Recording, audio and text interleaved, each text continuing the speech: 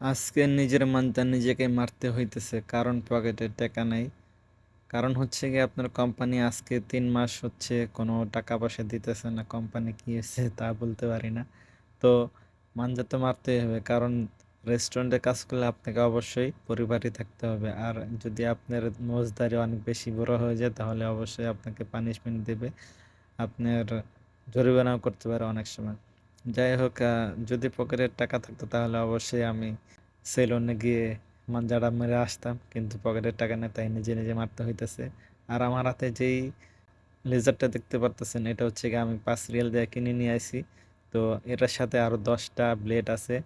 তো এটা হচ্ছে কি বিপদের বন্ধু। এইটা আজকে অনেক দিন পর কাজে লাগছে। এটা আমি অনেক আগে কিনে আনছিলাম। তো এটা এতদিন কাজে লাগে নাই, কারণ এতদিন পকেটের টাকা ছিল, তাই সেলুনে গিয়েই মাঞ্জা মারতাম। আর এখন তার পকেটের টাকা নাই, আর আজকে এটা অনেক কাজে লাগতেছে। তো আজকে আমি প্রথমে এরকম ভাবে আরো 1-2 বার মাঞ্জা মারছি নিজে নিজে। তো এটা আমার অভ্যস্ত হয়ে গেছে মাঞ্জা মারা।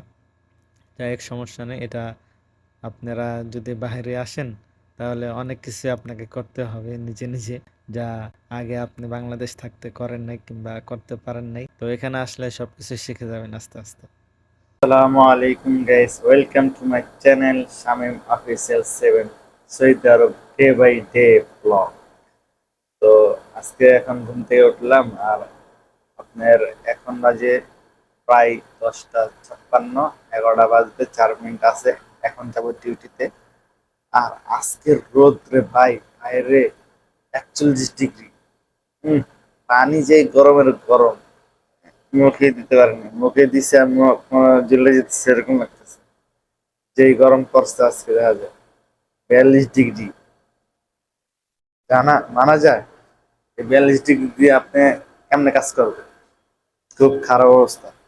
এই কি বলে, রাজের কাজ করে, বাহিরে কাজ করে, তাদের তো অবস্থা পুরাই খারাপ নিয়ে।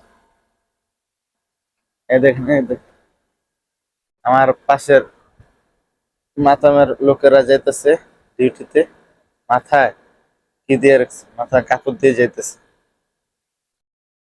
এই রোদের কারণ আর সূর্যের কারণে ভালো করে তাকাইতে পারতেছি না, বুঝছেন? এই লগে অবস্থা। আজকে কঠিন রোদ পড়ছে। তারপর এখন তো মাস্ক, গ্লাভস, তারপরে হেয়ারনেট করে তারপর দেন কাজে নাম। এটা এটা সবার আগে করতে হবে, নাহলে পানিশমেন্ট। গতকালকে পানিশমেন্ট মিলছে আমার, ওয়ার্নিং মিলছে আমার। আজকে তো সবকিছু ঠিকঠাক করে চালাইতে হবে।